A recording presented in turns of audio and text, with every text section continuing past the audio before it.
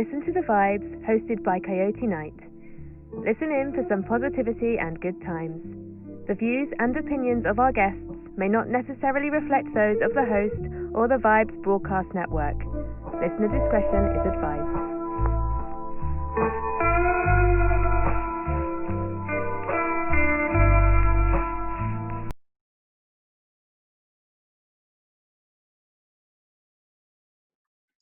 Well, hello, everyone. Welcome to another episode of Listen to the Vibes.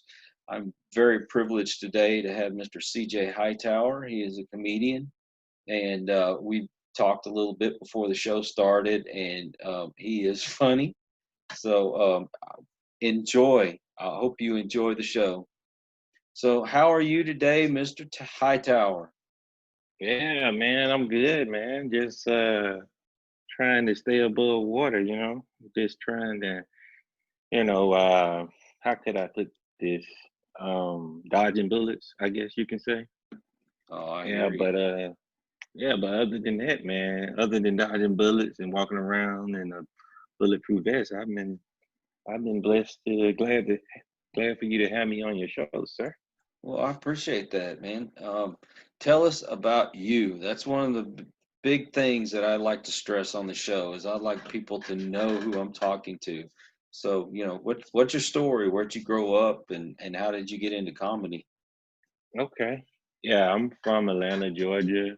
Um, I was born in the 80s, and see, back in the 80s, they didn't have the law where it was a felony to be born then. So I don't have that. I don't have that felony right now.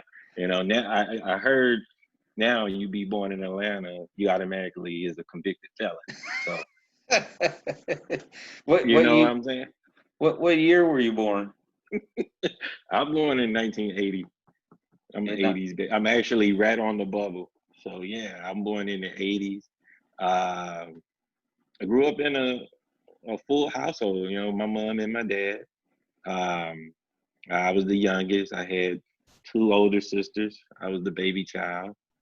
And I had a religious family, we used to get up, go to be at church at 8 o'clock, even though service didn't start till 11, so we used to get them 2 extra hours. I, I used to think I would just sit in the back seat and rest. I said, well, church don't open until 11, so this is perfect chance for me to get some sleep. And my mom pulled out the Bible. We started having Bible study right in the car. So so it was. Mm-hmm. you got the religion for hours then. For hours. I got so many hours in religion at the age of 16 when I stopped going to church. I still have more hours than anybody that lived at 90 years old that go every single Sunday. that's just how many hours I accumulated over those times when I was living with my folks, man. It's crazy. So I'm gonna give away my age a little bit. If you were born in 1980, I was Mm-hmm. already 10 years old. I graduated in 89. Oh wow. Yeah. Yeah. I knew you was gonna say you was older than me once you said I'm gonna give away mine for a little bit. Yeah, man. So yeah, we actually were the ones that can go to McDonald's and get a sausage and biscuit that actually was made of sausage and a real biscuit, from scratch. But those days are no longer. You're gonna get you a rubber biscuit now if you go to McDonald's. Oh my God. The kids in McDonald's. I don't know what it is about children in McDonald's, but my kids are in their 20s and they still McDonald's this, McDonald's that. I don't get it, man. I'm sorry. I'm not a Yeah, Mc, man. I'm not a McDonald's person. No, me either, man. I let that stuff go right now, but it tastes totally different than it did back in the days, though. Back in the days, you could actually, it probably had some, if you do testing on it, on the hamburger, it probably had some beef in it. Now, it's just all chemicals, right? It's space Uh, food. It's like space food to me, man. But yeah, I grew up household. I was the youngest. It's not cool being the youngest though, man. You always, you know, you always get the short end of the stick on everything, you know? Yeah, I hear you. Well, Yeah, I can't say that I was the oldest. My brother was he was 6 years younger than me, and you know but being the baby, he's the one that got all the attention. I got all the oh, crap. really? I did all the crap first, so I got all the crap. Yeah, I heard it's really rough on the first child because they the ones that make all the mistakes. Not saying you're a mistake, but all the mistakes like let them sleep at the edge of the bed and you fall out of bed and all that, all the bumps and bruises and stuff like that. See, Mm. by the time I was born, they had me sleeping and four pillowcases surrounding me, four pillows. So all the trial and error was pretty much done. Did But you get all the hand-me-downs? oh man, it was crazy, man. I'm tell you a story. So this how it worked in our house. Cause like I said, my dad always said we $20 from being broke. Okay, so so so he's got to ration that. He explained it to us well, like $20 from being poor. So that was the thing. So we didn't ever want to be poor. So we did not want him to overspend. Mm-hmm. So this is how it went. I had two older sisters. So my first sister, she would get what she wanted. She wanted a bike for her birthday. She would get the bike. Okay. Then middle sister, she couldn't get a bike because that budget getting low. So she would probably get some skates. You know what I'm saying? Mm-hmm. So by the time it came to me, my dad had just hand me a pair of socks. And I say, what I say, what you want me to do with these? And he said, you gotta put some wheels on them. So here I am trying to put some wheels on some socks, you know. And I messed my right foot up doing that. Oh Okay. no. So then I messed my right foot up. So my right foot bent so bad. So then I had two left foots in high school. So I used to always walk. It was crazy, man. I used to always walk in circles, man. But then I finally got that fixed. So thanks a lot, Dad, for giving me, some socks and telling me to put wheels on them. You really messed me up, man. You should have seen my prom pictures, man. It was crazy. They prom video, I'm just going around and around and around. And poor date, man, they had to rush her to the emergency room, man. She was dizzy as I don't know what, man. It was my fault, man. Yeah, that's the type of childhood I had. It's crazy, man. So It's tell crazy me stuff, about man. school. Oh man. See, school, man. I was getting bullied. Okay, I had people threatening me in school.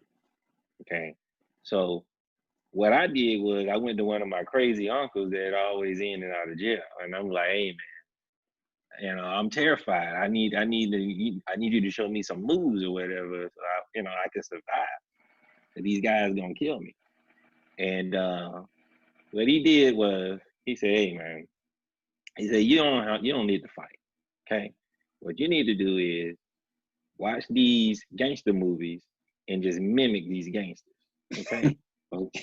So he gave me all these movies, The Godfather. He gave me stuff with Robert De Niro in it, all this stuff, right? So I Mm-hmm. set up and I watched all these movies. I watched like 12 gangster Italian mafia movies, right? Mm-hmm. So he said, all you got to do is just act like the one that scared you the most. So I picked up this character, man. So let me tell you, I went to school. This is what protected me. My improv abilities protected me in school. So I used to go to school. Dudes say, "Hey man, we better beat your ass," you know. And then I would convert to this character. And my character was Robert De Niro. Okay. So I looked the guy in the face and said, "Hey, you talking to me? Huh? You talking to me?" I look around. I say, "Hey, you must not know who I am, huh? You must don't know I'm a made man." I said, "I'll tell you what I'm going to do, boss. We're going to forget like this whole thing ever happened. You're going to go your way. I'm going to go my way. Capiche, capiche." And the dude would get so scared, they thought I was the first black guy in the Italian mafia. So they thought they really did. So they would run. They would say, "Hey man, don't mess with them. Don't mess with CJ. This guy is a main man." That's how I got the name CJ the Dunn. I was like, "Yeah, kiss the ring." You know, I didn't even have a ring. They would just kiss my hand. This is how it happened. So I did that all through school, where everybody thought that I was an Italian gangster. They say, "Hey, don't mess with. He's a made man." So that's how I survived, man. That dancing and telling jokes as well. When that didn't work, then I would tell jokes, you know. Or if not telling jokes, then I'm the guy that could dance. So you got these gangs walking up on me, and they say, "Hey man, give me your money," and I say, "Hey man, you don't remember I'm the guy that was doing the pop locking at the party?" So then they would give me a free pass, and they, you know, of course I gotta give them a free dance, and but I was still able to go.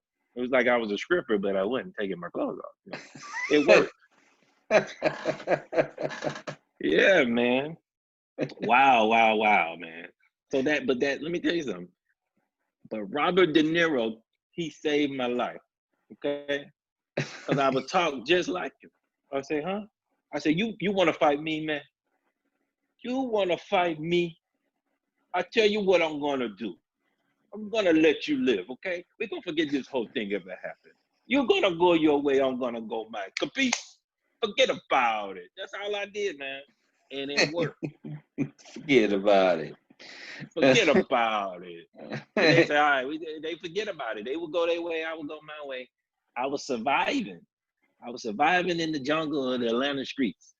And it worked. You know what I'm saying? Thank God. Shout out to Robert De Niro, all the Sopranos, all them, man. Them guys saved my life, man. It was something else, man. All the Scarface, all those guys, man. They helped me, man. So, if you survived in Atlanta, if you could survive anywhere,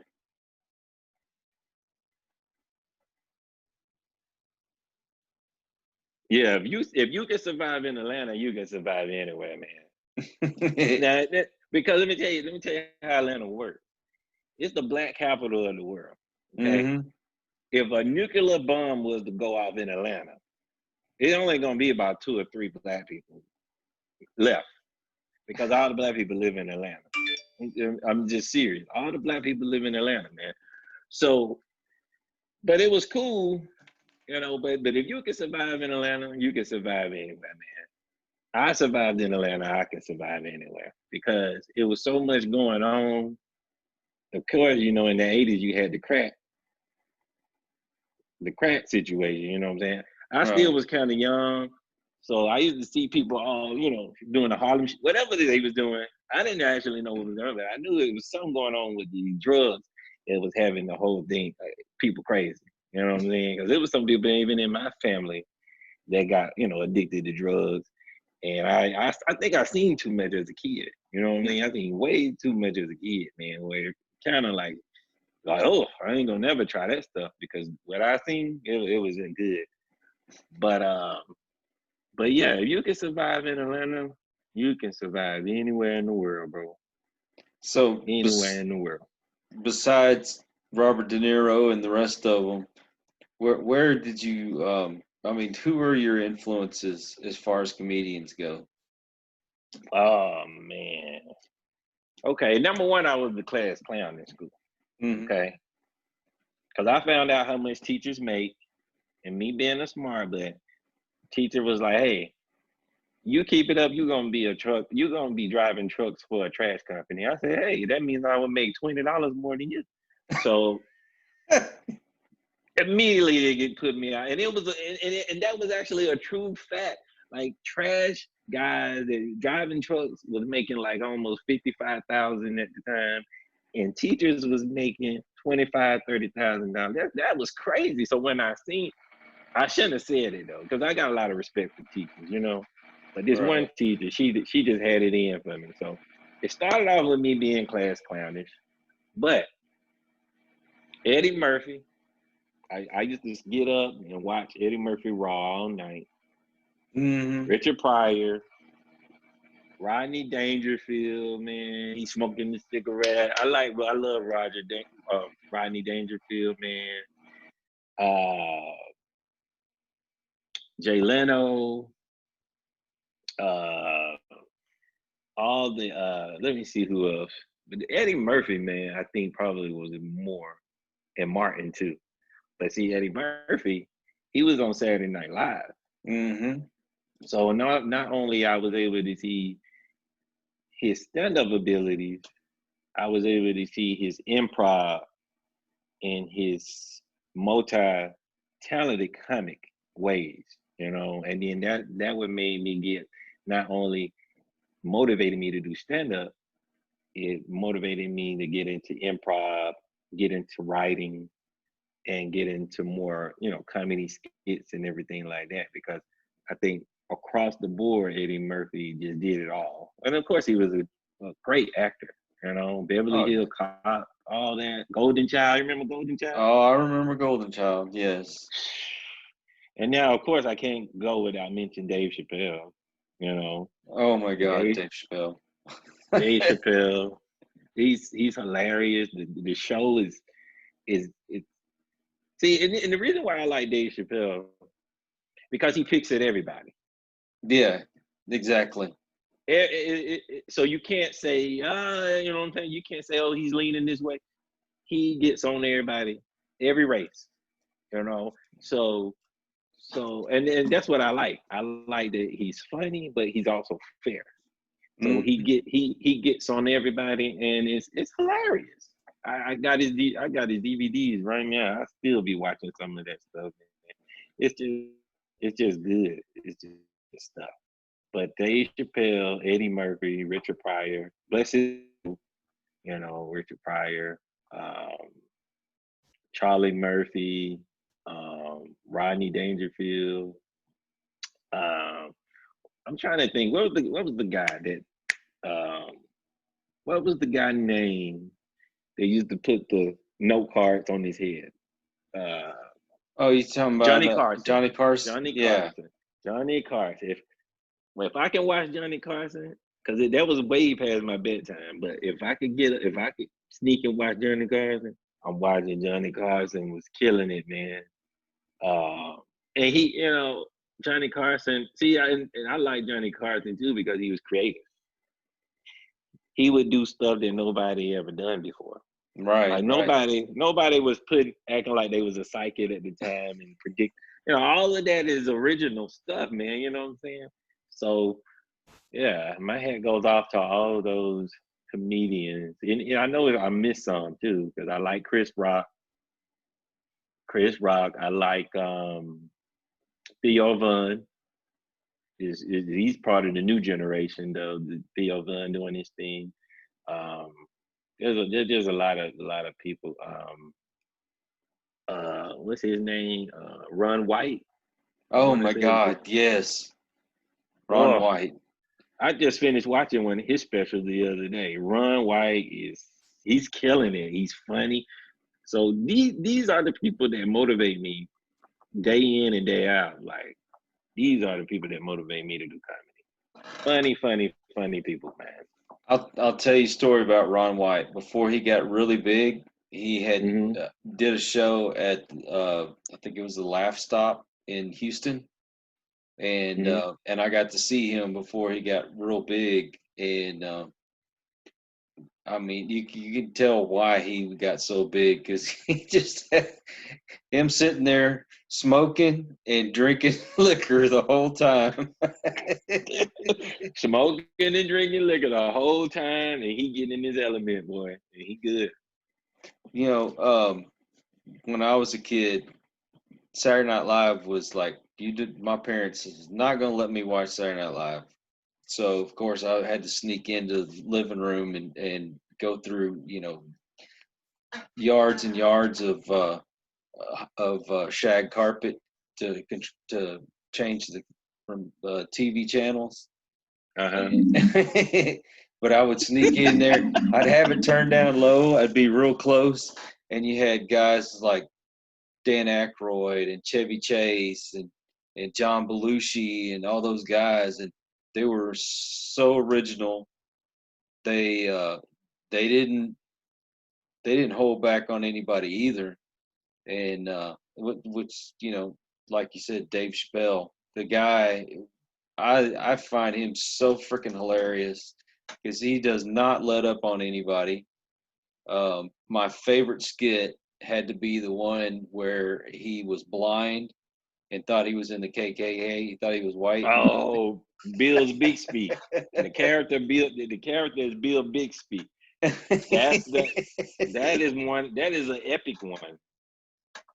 Yeah, him That was crazy. and Carlos Mencia when he did his version of what was that movie? Brokeback Mountain. Yeah, he did his version of Brokeback Mountain, and that was crazy. Carlos Mencia is wild, man. I meant to mention too, the late Bernie Mac. He was funny to me. Oh yeah, I love Bernie Mac. Yeah, Bernie Mac, rest his soul, man. He he actually started late in his career for what I read. So that's why they say he didn't have those specials because he didn't. I think if I may be wrong, but I'm thinking he didn't start comedy till almost 40s or late 40s, Oh or my come to his goodness. peak. I think No he didn't come kidding. to his peak to his 40s, but he wasn't doing comedy like a long time. I think he started maybe, I don't know, in his 30s or something. You like So Steve Harvey? yeah, Steve Harvey, man. If I would ever want to sit down with somebody, it would be with him because he know how to get those good jobs. No kidding. Him doing the Family Feud, that just made that show so much better. Man, let me tell you, my folks love Family Feud. They already loved the Family Feud, Mm-hmm. but he brought Family Feud back to life because it Yeah, was he did. fading away. It was fading away, but now Family Feud, like my son don't think that the show is just all they know is Steve Harvey, so they just thinking that that's part. I'm like, no, Family Feud was out way, way back. I think Steve Harvey is just hosting it now. But you're right, man. He the way he interact with the people, Oh my the way God, that yes. it's perfect, man. Shout out to whoever recruited him to do it. They just seen that it was gonna be a hit. But that's nice. That's good. I love it. I love the Family Feud, man. That's something else. That's worth watching the reruns too. Yeah, it's gonna be on forever, man. I remember the old guy. I don't know his name. I know he used to kiss everybody. Oh yeah, yeah. Oh my God, man, I He can't was think a of his lover name. boy, wasn't he? I can't remember his name either. But I was watching some of his on YouTube, because some of his and this guy, man, he's got to get a kiss from every lady. Oh yeah. Well, he I used to was, be on Hogan's Heroes. oh, he did. Yeah, that's if I'm not mistaken, that's where he got his start was Hogan's Oh, that's Heroes. where he got to start. Yeah, he's gonna lay one on, and it don't matter what the lady looked like, cause some of them was pretty, some of them was like but I used to watch him though on some that wasn't that cute. He used to just, you know what I'm Richard saying? So is Richard Dawson. Richard Dawson, yeah, okay, so he was on Hogan Heroes, yeah. Yeah, so Family Feud, yeah, Steve Harvey doing a good job on that. I Yeah. think he does the Miss America pageant too, right? You know what? I bet he did. I bet he Yeah, it was did. something with that where he had pronounced the it was like a viral thing where I think he said the runner up as the winner, and it was crazy because they had to take the crown from the winner and put it on the other lady after he announced she won. Man, that was wild. Yeah. Steve Harvey didn't do so well on the Miss America pageant, did he? Yeah, no, He no. announced the wrong lady. Yeah, he did. He did. I think he's still doing it. I think he still does them, but he doing them better now. I think that was the first time he had done it, and it was wild that night. It was wild. Yeah, Uh, man, that was crazy. so But I've asked this question of different comedians, but you go to a social setting, a party or whatever, and people find out that you're a comedian, do they always want to come up to you and say, "Hey, tell me a joke, tell me a joke"? Always. Do you get tired of that? No, I mean, I kind of like I already know what they're gonna say, Mm-hmm. and I just tell them, pay me, Right. pay me. I give them my. Hey, if you want me to tell you a joke, just pay me, and I'll do it.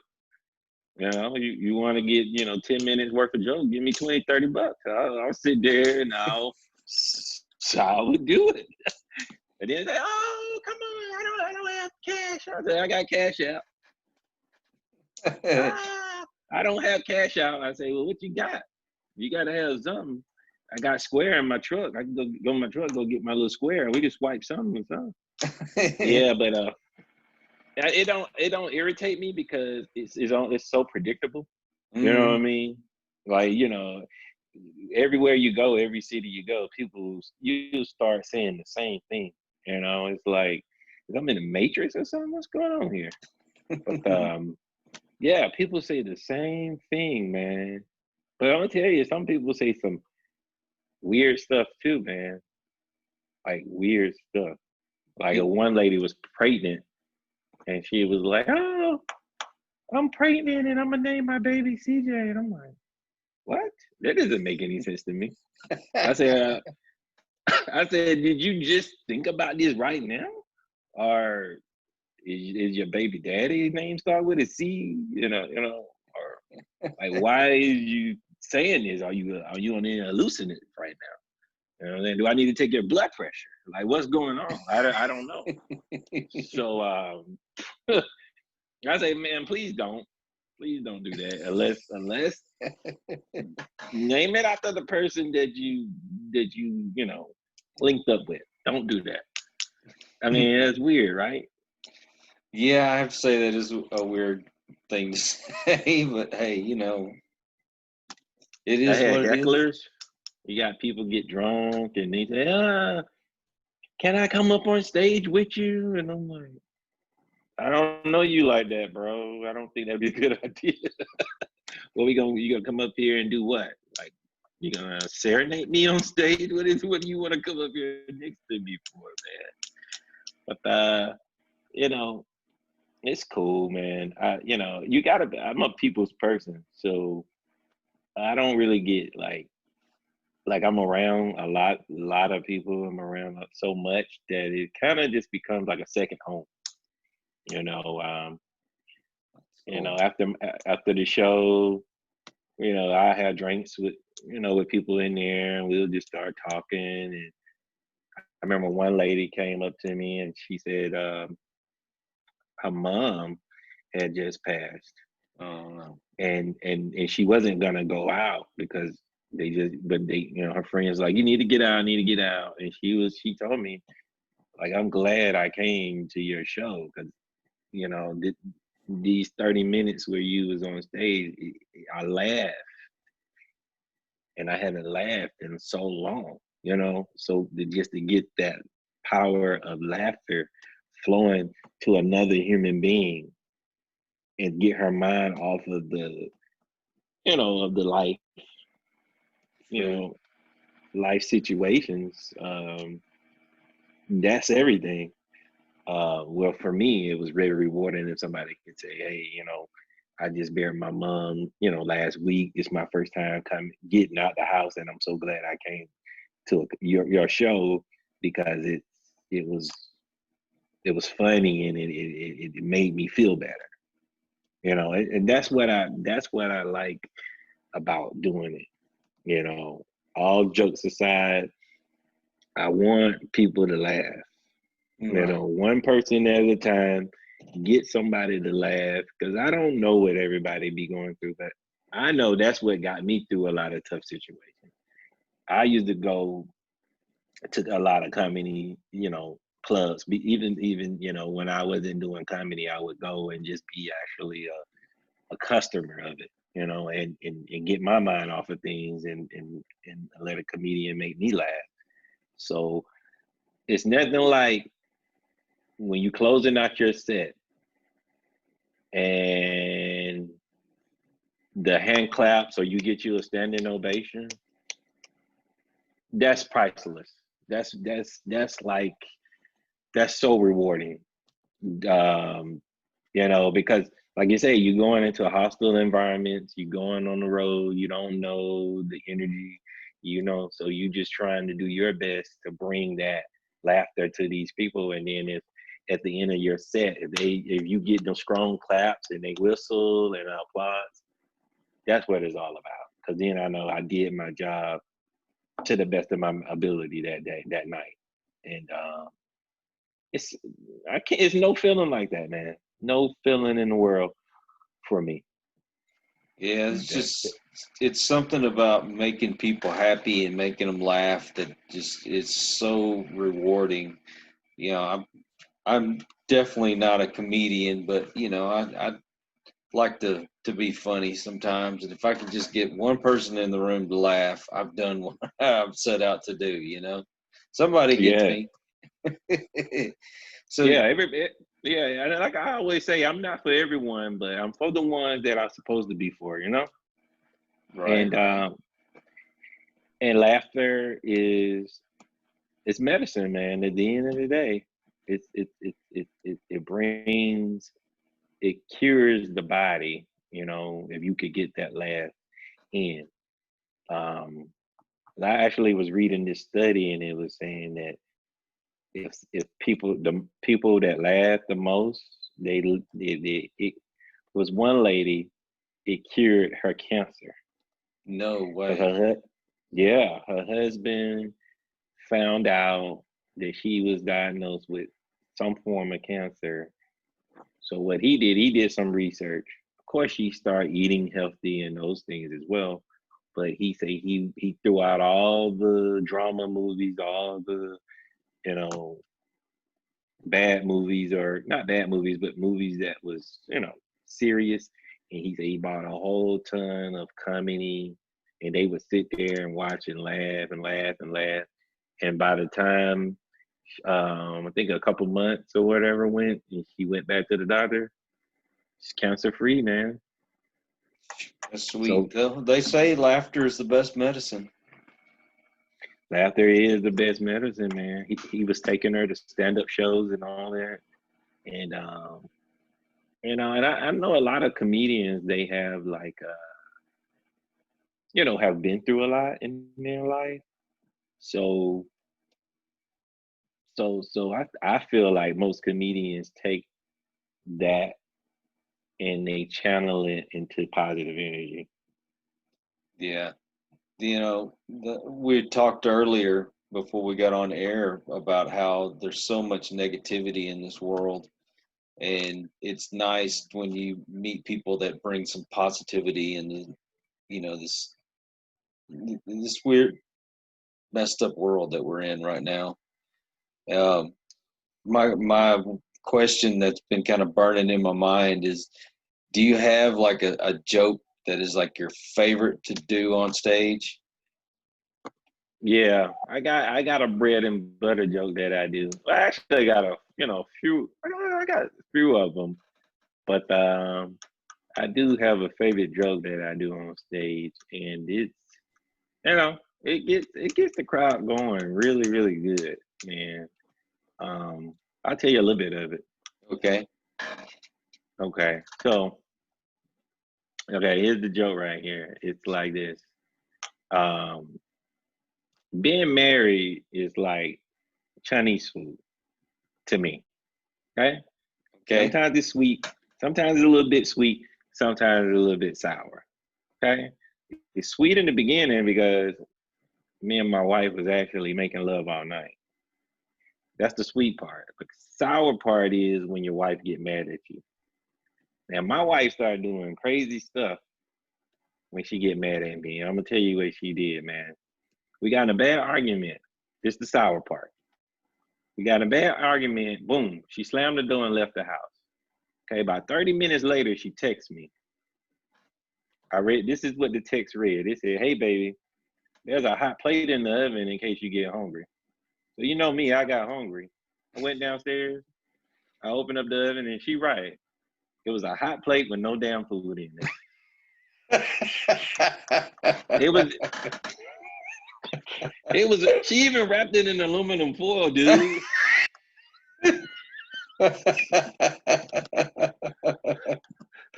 It was really messed up. I got 3rd-degree burns on my hand and all that, man. It was wild. That's part of the joke. The joke is a little bit longer, but I don't want to say the whole joke. But yeah, man, that's I tell you, man, that get the ladies and the men, man, that get them every time. The ladies laugh so hard when I say that. I actually think that they gonna try that. I actually think they're gonna go home and do it. Seriously, man. Because they laugh too hard. And I even say it. I say, hey, now y'all ladies don't try that. Like when you leave here now. That's not cool. It's cruel. But yeah, I love that saying that joke, especially a crowd of people that never heard it. And the men and the women, man, and I know when the guys be laughing because when your wife is mad at you, she ain't doing too much cooking at the house. So it's all relatable content. You get what I'm saying? Yeah, it'd be like prison around the house when your wife mad. You go look in the refrigerator, she rolling her eyes at you. You looking like she ain't cooking. You ain't getting nothing, man. You ain't getting that when she mad. So yeah, that's one of mine. I have a lot, but that's one that I love. That's one I love to pull out of nowhere, man, and I always get a big reaction from that one. Now, who's the biggest comedian that you've worked with so far? Man, I don't work with Dunn DC Curry from Friday. Okay. Yeah, actually, me and him, we on talked on several different occasions, and he really gave me a lot of good advice going into the industry. Mm-hmm. Very, very, very good guy, man. Very good guy. Wise guy too, man. One of the wisest guys that I talked to. But him, I worked with Steve Brown, comedian Steve Brown. I don't know if you know him, but he was the one. It was a viral video that came out where a guy attacked him on stage. Attacked him? Yeah, he said something, and then the guy had jumped on stage trying to attack him. It went viral, and it was crazy. But he's a good guy. He's very, very funny. Good comedian, man. Let me see who else I work with. There's a guy named Johnny Mac. He's big in Jacksonville, Florida. I know he used to do stuff with Jay Leno. He's an older guy, but Johnny Mac, I hosted an event with him. I hosted an event, and it was packed, man. It was packed out. And Johnny Mac was the headliner on that show. It was a show in Jacksonville, and kind of the south side of Jacksonville area. And Johnny Mac, he was funny. He crushed. He killed the show. Very good guy too. He gave me a lot of good advice. A lot of good advice. I work with a whole lot of guys. Jersey, the comedian, the Haitian sensation. He's out of New York. He's funny. We did something together down in Orlando. Met him. He was really good. I got a friend of mine. He go by the name The Last Leroy. He's in Florida too. We do a lot of shows together. Let me see who else. I don't work with so many comedians. It's so many now. I'm probably leaving a ton of people out, but I think Dunn DC is the biggest person that that I had the opportunity to work with. Oh wow. Yeah, And it takes you a lot of places. Where all have you been? everywhere. L.A., uh, Vegas. Remember, I was telling you about Vegas. Right. A lot of love in Vegas. Great, great people in Vegas. New York, um, Atlanta, of course. That's where I'm from, so I get a lot of love in Atlanta at the Comedy Theater and Uptown Comedy Corner and places like that. Shout out to Bo P. That's one of the guys that when I very first started doing comedy, he kind of took me and did some stuff and showed me some stuff. His name, they call him Bo Barnes. Um, Florida, Orlando, Tampa, Miami, Alabama, Mississippi, Savannah, Georgia, Carolinas, Texas, um, Irving, Texas. Texas. Oh yeah, I got to get back out there, man. Oh heck Um, yeah. You come out I, here to I Austin. I'm gonna have to. I actually did a birthday party in Arlington, Oh and yeah. yeah, it was. And see, that was different because what I did, I had a couple shows there, and then this lady was like, "Hey, how long you gonna be here?" And I told she was like, "I'm gonna. I want you to perform at my sister's birthday party. It would be the best." And I'm like, "Huh?" And I was like, "Yeah." So I got her information, and they flew me out, and then I ended up doing it. And I thought it was gonna be kind of awkward, but it wasn't that bad. Wasn't that bad at all. There was a lot of people there, which the more people for me is better. You know what I mean? So I like performing if there's a lot of packed place, and that was really rewarding because her sister, loved it, was laughing. It was her birthday party, so I was glad I was able to be a part of that. That was real rewarding to do that. There's some real good people out there in Texas too, man. And the food, oh my gosh, Oh yeah. man, food. They know how to cook that barbecue, man. They know how to do it out there. They know how to do it out there, man. It be the places that don't even look that good, but you go up in there. Mm, shoot, So now I hope that I always look for the shacks. I hope that they stay open after all this COVID mess. Yeah, man, I know, man, cause I think as soon as they was about to reopen, the riding start. So the economy, man, it's I hope we able to recover, especially for the all the entrepreneurs and the small business owners because they suffering the most, man. Yeah. That's like the backbone of America. Like those places there is what make America, good. Yeah, the mom and pop shops are like some of the best food that you can get around here. The best food you can get. It's that's everything. Every city I go to, I always go to the mom and pops. I ask the other comedians that I'm gonna be working with, hey, where's the spots? And they take me to the spots. So all of that is a part of being, in this country, like supporting and I hope a lot of them are able to get, you know, some financing and things like that so they could stay above water, man. Well, all I know is Whataburger stays open. It's been open and busy the whole time. As long as there's a Whataburger, I'm happy. Whataburger. Oh yeah, Whataburger. What's your favorite burger from there? Ooh, well, I always get the number one, but my Okay. favorite I think has got to be the double cheeseburger. Hmm. Oh, something about that burger. I don't know why it tastes better than the other ones, but it does.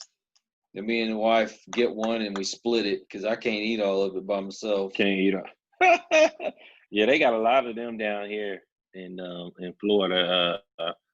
I don't know who's the best between them and Five Guys. Five Guys has been my spot lately with the burgers.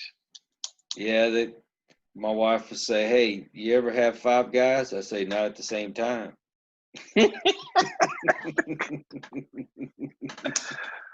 Oh man, man, this made the paper, man. It was Five Guys robbed just Five Guys down here, and when the police got there, he asked the lady. He was like, "How many people was it?" And she said it was Five Guys, and he said, "No, not." He said, "No, not the name of the place." He said, "I know the name of the place. I'm asking you how many guys was robbing this place." And she kept saying it was Five Guys. Hey, So the police just left, man. He didn't even do an investigation or anything. when we were talking about moving up here, I live in Cedar Park, which is just north of Austin, probably like 20 minutes away. And you go down this one strip, and they've got In and Out, and they've also got a place called BJ's. I said, "Damn, this is an exciting place. You can get In and Out, and you can get a BJ." Hey, you better not be on the phone and your old lady asks you where you at, and you come out. I'm over here at BJ's. Or In and Out, BJ's. I'm gonna give me a little BJ's, and then I'm gonna head to In and Out. What the hell are you talking about? That's gonna sound crazy. She gonna be having divorce papers by the time you get home. In and Out and BJ's. Yeah, pretty good places. All right, you too, don't want to man. hear your wife say hey, where you at? I'm over here with Five Guys. Like, what? We're with Five Guys, Yeah, and we're getting BJ's. I'm over here flipping buns. I'm over here getting my buns flipped at Five Guys. You're like, what the hell? You can go down there with a shotgun. Yeah, man. So, Crazy, man. you ever get those audiences that just seem to stare at you like, "What the hell are you doing up here?"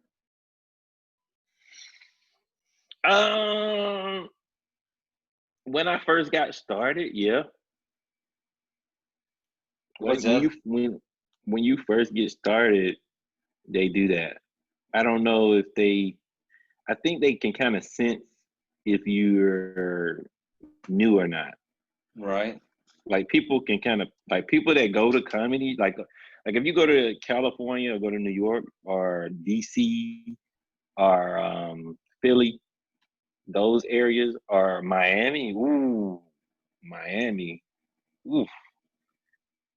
Those cities there, they be on every word. So they looking for the setup and they looking for the punchline. So if you not as seasoned or you maybe get started out, that happened to me when I was getting started in the comedy. Uh, how is it for me? I mean, when it happened to me, Mm-hmm. I just noted it in my mind, and I would just go to the next joke, and then eventually, you should come out of it. Don't stop. You got to keep going. You know what I'm saying? Right. So what normally it would be dry, and then hopefully I'm keep going, and then eventually you're gonna get something. Now, if you going and it's been 5 minutes and it's still that way, then I would go in. What I would do is go into crowd work. I would stop my set and go into crowd interaction because I need to kind of get a feel of what's going on with the crowd. You know what I'm saying? Right. So I would start talking to the crowd and, you know, I start coming at them, not too aggressive, but like, Just enough. Just just enough. enough, yeah. Well, or just want to, if they not laughing at the jokes, then let's have a real conversation. So I start asking people like, "What do you do?" and this and that, and if they say something weird, then I'm gonna say something weird too. Well, So, and I'm looking for somebody to say something weird. I really want somebody to say something weird. well, Like, because then I can come in with my narratives. well, I know I have some friends that are comedians, and they'll tell me, a joke will work real good in one city, and then you go to the next one, and they ain't about to laugh. It's that they're offended by it.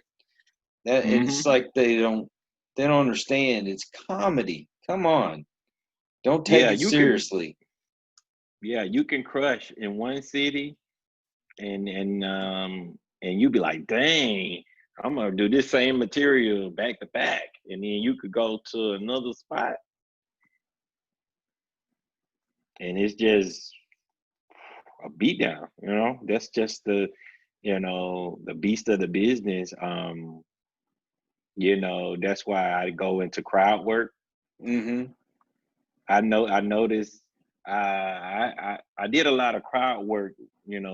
I did a lot of hosting gigs as a comedian. I used to get big to host, a lot of gigs. So as a host, I was able to develop a strong crowd interaction because as the host, you're bringing like that energy. You're bringing that, what I'm saying. You're going out first to get them, excited about the headliners and the feature and the headliner.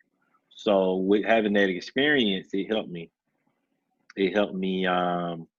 So when I am doing, a 30-minute, 40-minute set or whatever I'm booked for, I got hosting jokes with crowd, Mm-hmm. so I can always pull away from my set and go into hosting mode where I could just, talk to people and get jokes out of them, get them to say something, and I can make a joke out of that. And then so that's what I used to do when that happens to me. And then after they laugh a couple times, then I would go back into my set, and then it's good. It's almost like hypnosis, man. Well, that's what I say. You guys, you have you have a harder job than people realize because you have to feel out the crowd, and you know you got to change Yeah, some things up last minute. And it's good that you're in your mind. You prepare for that kind of stuff, and you're able to do that. And, yeah. Because some people don't like cussing; they get offended if you cuss. And then you was just cussing like a sailor the other show. So then you're like, okay, they ain't laugh as hard as I thought they supposed to. So let me switch the joke. It's still the same joke, but you're not gonna be as vulgar. You're not gonna be as you're gonna just kind of tone it down and say, instead of me saying this way, I would say it in another way. You know. So yeah, but it just be that way sometimes. right, And right. you just got to work through it, and you got to know that it's just the nature of the business. You just got to have a real strong mindset. Oh yeah. Because Well, yeah, you got to be strong, period, because you never know what you're going to run into. you never know what you're gonna go into. You never know if somebody's gonna try to heckle you, and some people thrive off of hecklers. Like you heckle them, and they'll slice and dice you, and then some people don't like to get like that. So it's you know you got to be prepared for whatever happens. You got to control the room. You're Right, the one right. with the microphone. Having control of the room is the most important thing. Like you got to be the dominant person in the room. You got the microphone. The light is on you. You take control of that room, and you better not lose it. Because if you lose it, it's bad. I have seen that happen before to people, and it's not a good thing. It's not a good thing to see somebody lose a room, boy. So you can't be too harsh, and you gotta kind of be in between. Because if you're too mean, then I think as a comedian, you showing too much of your emotions, and you're not supposed to get in that element with people because you're a comedian. Right, So right. so don't let them, don't lose your cool, because then you're not telling jokes no more. Then I think you lost if you allow them to penetrate you where you feel like it's personal, because it's entertainment. So you got to stay in that element. But Yeah. I have seen some stuff, and I was like, ooh, I got to go behind this, and it was yeah. So so now you seen the person that just came off and it was hostile, and now you got to go out and you're like, oh, I hope they don't do me like that. And sometimes they may, and sometimes they just be wanting to get that guy off stage, and then you might come out and they may love you, so you just gotta just do you, man. And that's why I love up close and personal rooms. Like I like for the person to be like right there, so I can focus on the people, and I can see their face expressions. Right, I right. hate those. I I like dark rooms, and I don't like noise. I like a silent, intimate room. Those are the best rooms. Yeah. Yeah. Well, I know, like, I have a friend of mine, and his comedy is, I don't agree with a lot of his views and everything, but he's Hmm. funny. And I don't know why people can't just take the comedy as it is. You don't have to Hmm. agree with what the person's saying. Just just take the joke like it's supposed to be taken. I know. And it's even worse in these times for comedians now, because everything have got, for comedians, I would say it kind of have got like slim, or the people have got more sensitive. So now it's like you almost, it's hard to even see the art form, in a sense, where because everybody's getting bent out of shape, and it's supposed to be just comedy. So Yeah. Well, and they don't. yeah, They want to take things the wrong way. You take yeah. Kevin Hart, for example. The guy made a joke 10 years ago about his son being gay. And, Hmm. he's not being offensive towards gays. It's not that. It's just he was making fun of the situation that, he didn't want his son to turn out gay. It's it was just a joke. Take it like that.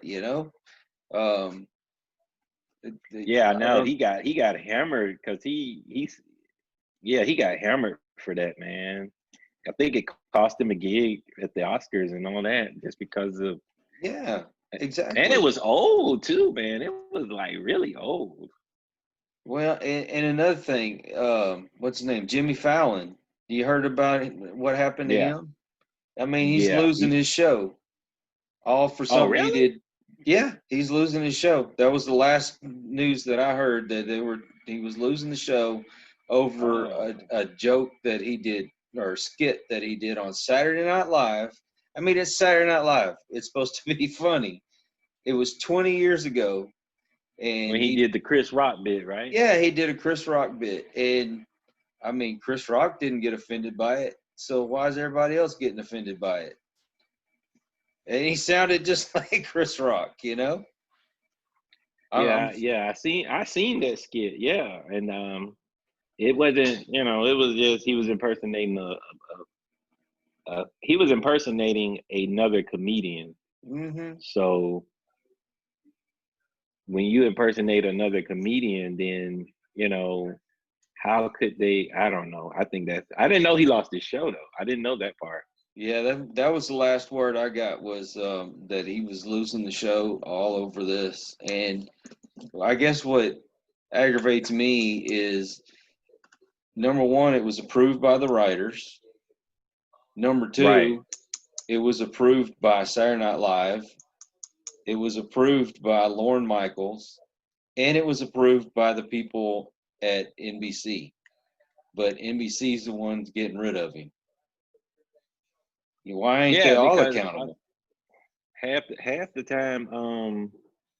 half the time the writers in the comedian, it's not necessary he even wrote it.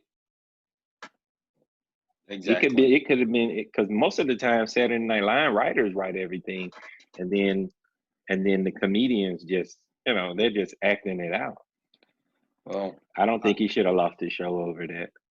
I understand sensitivity when it comes to certain things, but I think it was all in jest, and Chris Rock thought it was funny.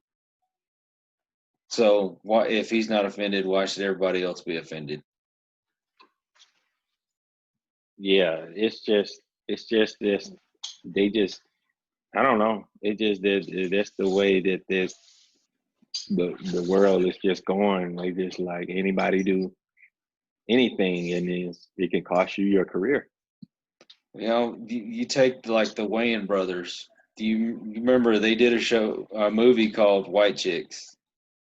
Yeah, What's there to get offended by that? It's just they're pretending to be white chicks. It was did funny. they get? Are they getting offended by that too? Oh, I'm sure somebody will get offended by it. I don't see why, but I'm sure they will. Um, Yeah, you because know, everything is not blackface, as far as you know. From my personal opinion, this is just me, my personal opinion, but I don't think everything is blackface if you're impersonating someone. well, I You see understand what I'm saying? when they used to do blackface. Yeah, that was offensive, and the makeup they wore was, I mean, black. It was black. It wasn't brown. It was black. Yeah, And like I know like if somebody's trying to do a like blackface, or hmm if you just dressed to bring a character to life. I Because mean, hell, even Martin, Martin Lawrence, hmm he I don't know, he played a white character on his sitcom too. I don't know well, if you ever seen it, but he played like this white guy and everything, and but you could tell it wasn't racist. He was just trying to, just act like a white guy in a certain setting. You know what I'm saying? oh yeah. So, Well, Eddie Murphy did it. He did it on Saturday Night Live. He dressed up like a white dude, and I don't know if you remember the skit or not, but he was talking about how when white people get together and like that he wanted to buy a newspaper or something. Oh no, no, no, it's yours, it's yours. That's the way white folks were supposed to yeah, act.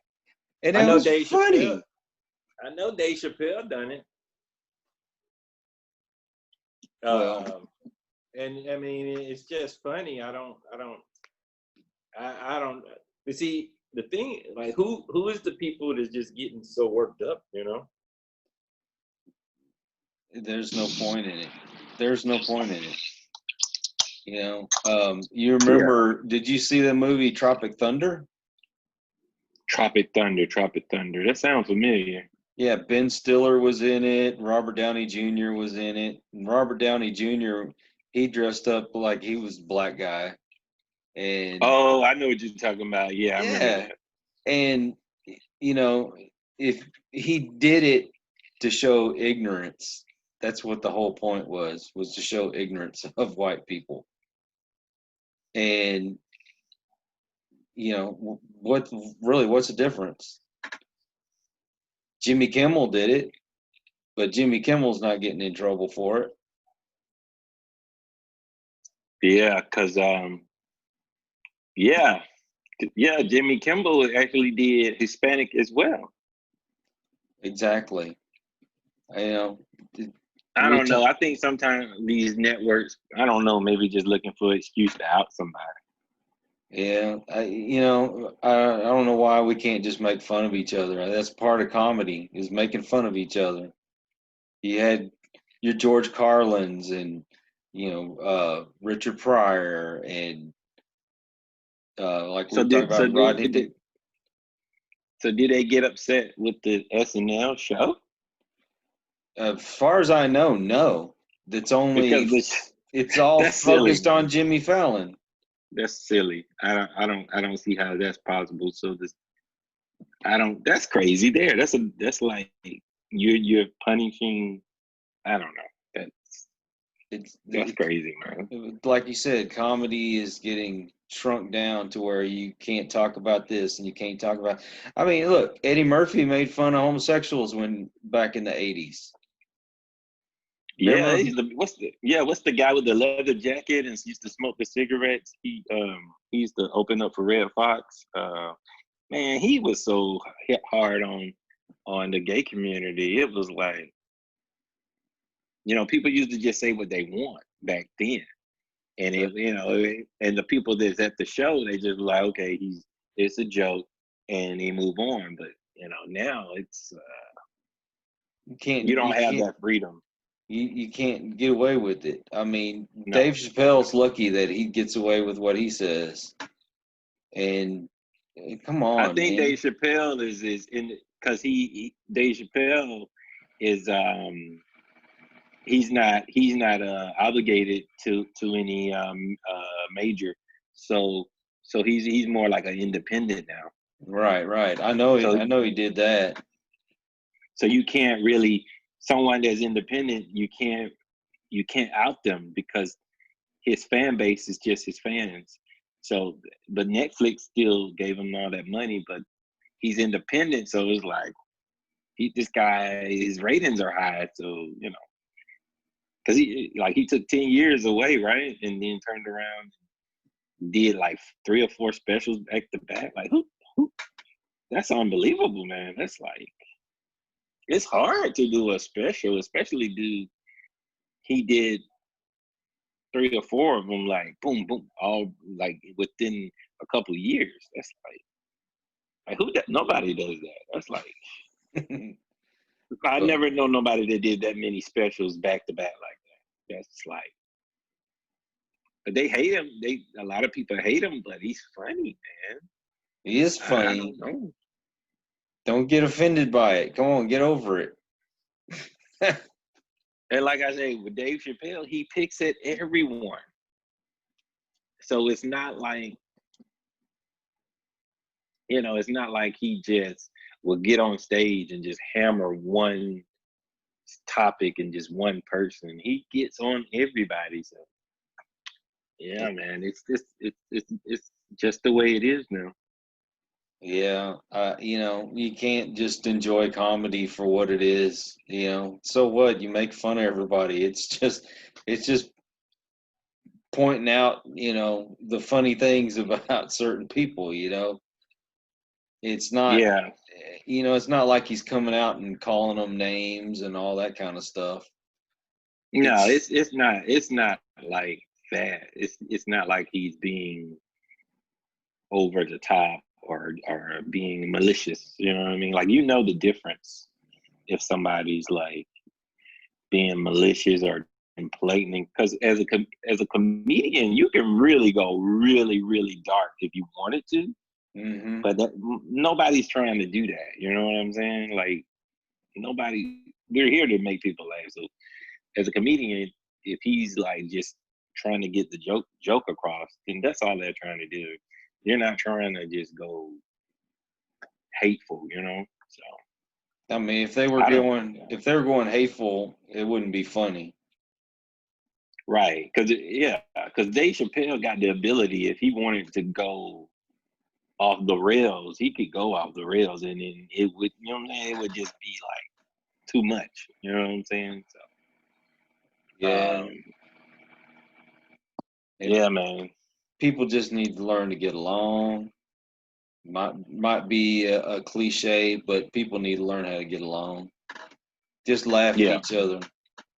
You know, yeah, I'm yeah, I make jokes about myself all the time because you got to learn how to laugh at yourself. yeah. It's just too much judgment, man. Everybody judges. Like everybody's like judge everybody, and it's like, man, these people trying to make a living, and it's like, you can't do this, you can't do that, you can't like. You know, Well, give us some guidelines then. Like we need to see what is the guidelines, because nobody knows like what someone can do and what someone can't do. You just don't know. So well, you know, yeah, I have friends and they make fun of white people doing this, that, and the other all the time. It's like, yeah, you're right. That's what they do. It's funny. yeah. I mean, I have jokes that talks about everyone, but it's not hate. It's just reality, and it's just, you know, it's just a joke.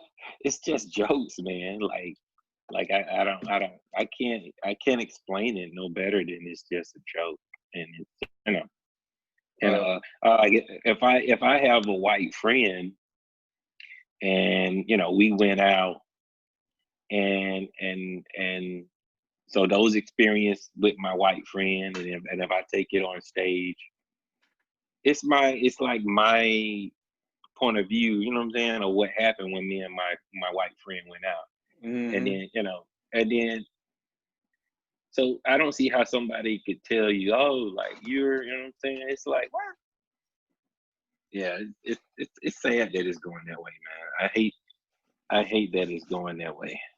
yeah, I got a friend of mine that I used to work with, and I used to call him the whitest white guy that I knew. Mm-hmm. Mr. White Bread, Mr. Wonder Bread.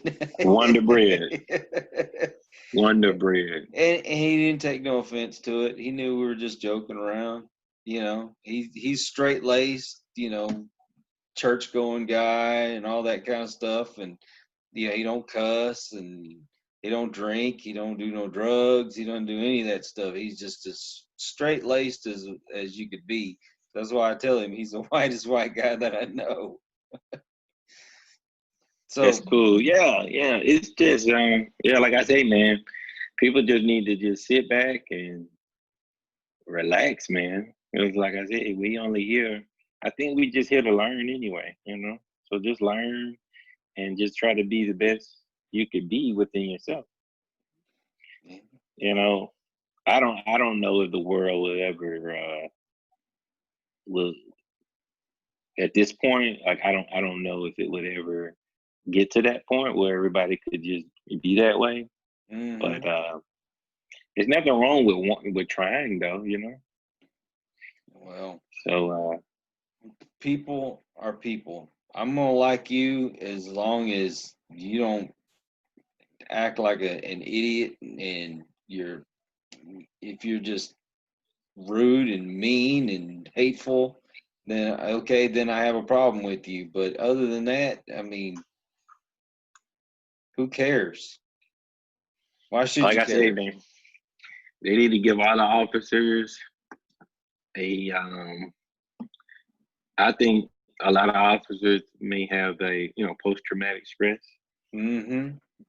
Give them a little medical card, man. Let them like do, you know, whatever if you know, and I think they actually should be able to do it with people in the civilians as well, as long as they're not on duty, and just, you know, congregate and be more of a community. You know, I don't have all the answers, but I mean, you know, a lot of stuff is petty. Like I would say, like small crimes and stuff. It's like, Oh okay, yeah. like somebody get caught like with the open container. It's like if they're not drunk, just write them a ticket or make them pour it out. And you know, like or the little stuff, like somebody get caught with like a little, just make them throw it away, and and then I think like the person be like appreciative of that, and then they like, that cop did let me slide, so I'm gonna show more respect. You know what I'm saying? But if you're getting like slammed against the wall for stuff like little stuff, it's like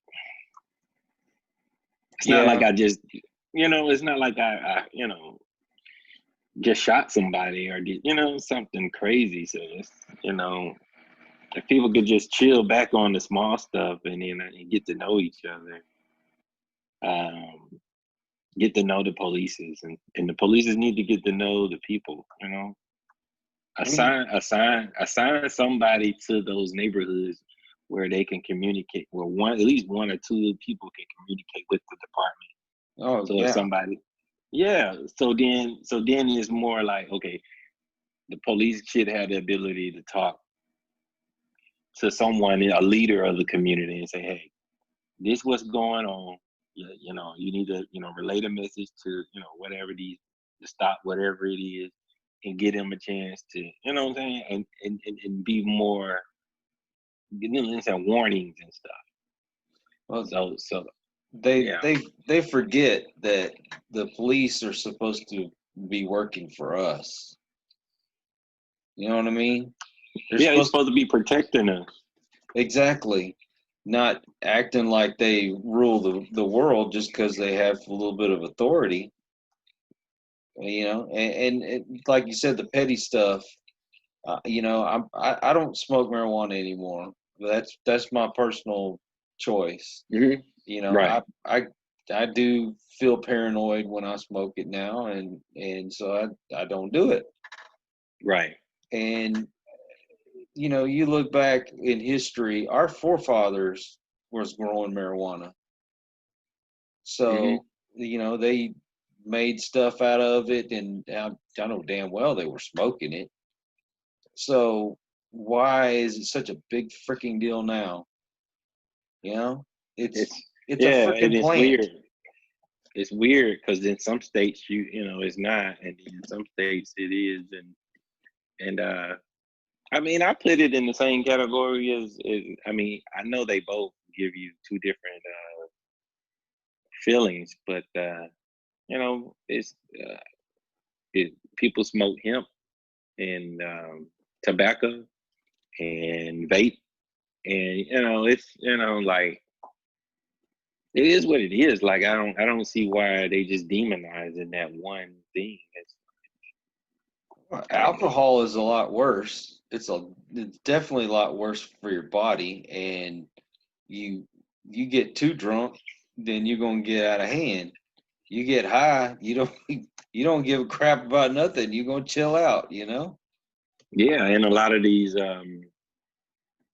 pills is a Oh lot yeah. bad. Like it's just like people get prescription medicine, and it like that stuff is Oh, ugh, you have you get drowsy. you get high off of that stuff, and it's bad on your body when take too much of those pills and things. I that's one Yeah, of and the then some reasons people get addicted to that stuff. that's one of the reasons why I quit taking pain pills, Yeah, because you get bad addicted on your to it. liver too. It is bad on your liver, and Yeah. like, let's go back to the alcohol. I ended up with a lot of health problems because of drinking alcohol. I was 36 years old, and I mean, I was drinking heavy all the time, and I ended up having a heart attack. 36 years old, had a heart attack, Mm. and it changed my life. I had to quit drinking all that, especially the hard liquor. You get a bottle of whiskey, and I mean, you realize what that does to your body. Yeah, man. And that's the thing too. A lot of people when you're young, you really don't know. Like for me, I wasn't educated on how important it is to eat right and to rationalize what I put in my body and stuff like that. I just didn't. I was young. It didn't dawn on me. So I think that that's something else that need to be brought to people awareness. Oh, That's why I always talk to my kids and make sure, like, hey man, make sure you going to the gym, you're eating healthy and stuff. Like, it was just not something that was light that was shined on me when I was young. So you just think you're taking shots. You don't even know, like, you just trying to get like drunk. You don't even, think about like, oh, my liver and kidneys well, yeah, and you drink too much, and you can get alcohol poisoning. A lot of people yeah, make stupid decisions like get out and drive while they're drunk, and stuff like that. And you can smoke all the freaking marijuana you want. You ain't gonna overdose on it. yeah, But, yeah. Sometimes I thinking it's more of a money thing than a actual, like they really care. I don't know if they do care that much, but it seems like it's more politics or something. I don't know. yeah, well, the economy is probably going to it's going to get to the point where if you start selling marijuana and that kind of thing, and you tax it and all that, then it's going to do so much better for the economy. I mean, hell, people around here selling CBD oil like it's going out of style, Yeah, and they make a good profit off of that. Well, why can't they do the same thing with marijuana? I say I don't smoke it. I'm not going. That's yeah, just because a not lot my of people thing. use it. A lot of people use it for their pets, for their children. With seizures. Some Oh people yeah. have, like I say, post-traumatic stress too, and it helps with all of those things. It's not like so. To be depriving people from that, and if they need it for health reasons, it's not fair. Well, this is something that I really like about this show is where you can sit down and you can talk about such things, and this is a safe place. You say what you want to say, and but people need to sit down and they need to talk about these kind of things. Not destroy each other's property and all that kind of stuff. You got to sit down and you got to get these things out in the open. I think Yeah, that's going to solve more problems. yeah, and it need to be somebody on, that get together, talk, and you know, just talk it, reason, and make changes in a peaceful, productive manner. It's not hard. It's just, I mean, if the people are the ones that is in control of the country, then why would it be so hard to make it where it pleases the people? Well, a lot of our problems would be solved too if people would vote. They need to get down to their polling stations when it's time to vote, and they need to make their voices heard. That's right, man. You got to get down there and vote, and because you can scream and do all that, but you gotta get in where it's gonna count. I've So got I've so got like, help here. what's his name? This is Maggie. Oh, Maggie. Yeah, you got to get in. You got to. She She likes to can't stay help. away from you. No, she'll jump down for a little bit, but it's like, oh, I got to get back in Daddy's lap again. she's Yeah, cats. she's my what do you call that? When I have PTSD and anxiety real bad, and she's kind of like my God, I'm Like they're trying. calm. Yeah, she keeps me calm. She knows when I'm fixing to have an episode, and she jumps in my lap and she helps calm me down. Oh, really? Oh yeah, Did they train her to do that? The funny thing is, I I had a cat for like 10 years, and me and him were like the best of buddies. We were always together when I was home. And he ended up getting a liver disease, and they couldn't do anything for him. And the only thing they could do was put him to sleep. And I didn't really want another cat after that because, it hurt my feelings. And anyway, they opened up a new shelter in a couple of towns over. And my wife was like, "Hey, let's just go down there and check it out." And then she goes, "You need to pick you out a cat." And I was like, "Man, I don't know if I want to do that." But something drew me to her. And they put you in this room to see if you interact well with the animals.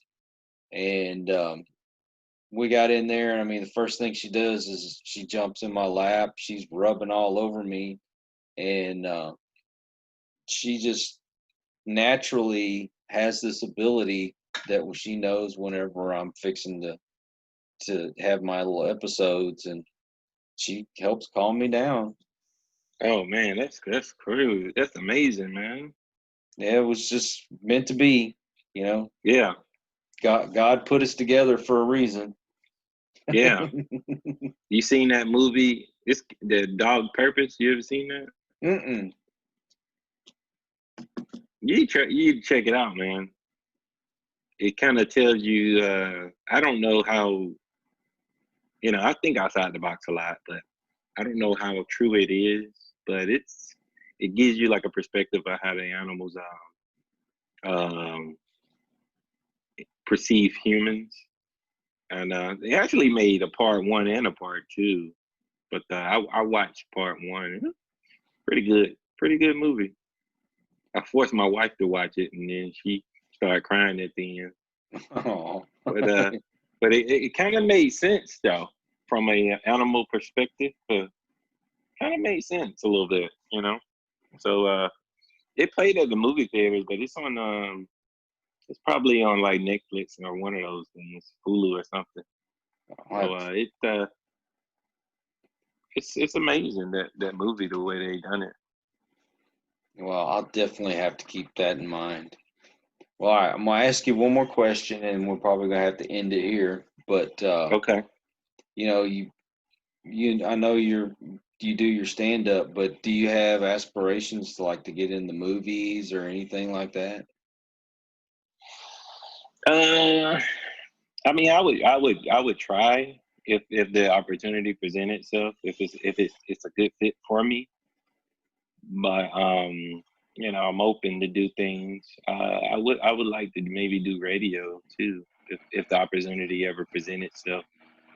Um, but my main aspiration right now is just to get as good as I possibly can, as a comedian. So when like when people be like, "Oh, CJ the comedian," and like, "Yeah, that guy's good."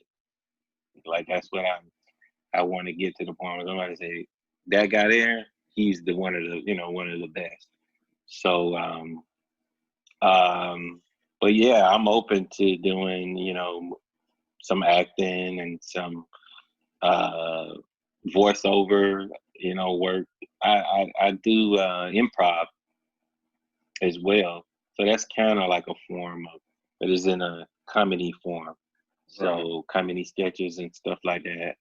I do that. So yeah, I most definitely, if the character, the role fit me, then I would. If it's something I feel like it'll be a good fit, then I most definitely would try it.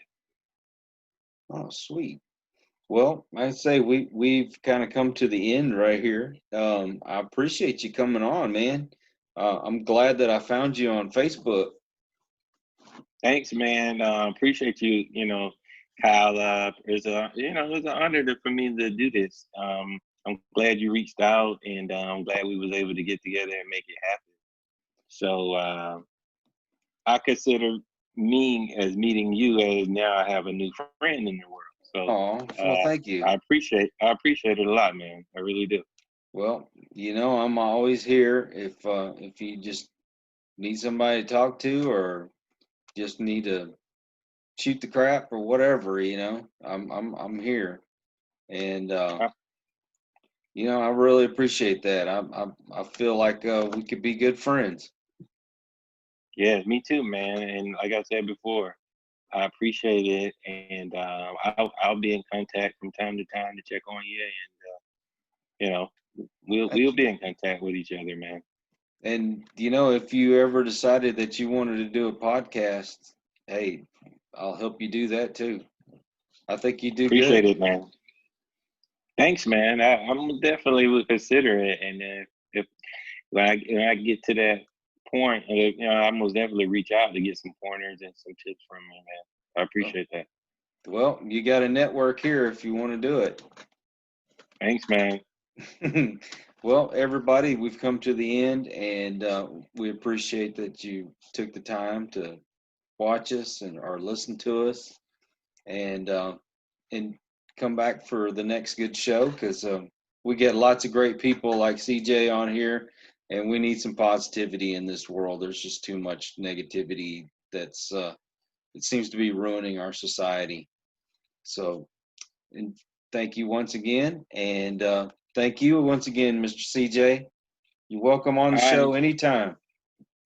Thanks, man. You have a good night, sir. All right, you too. All right. Bye.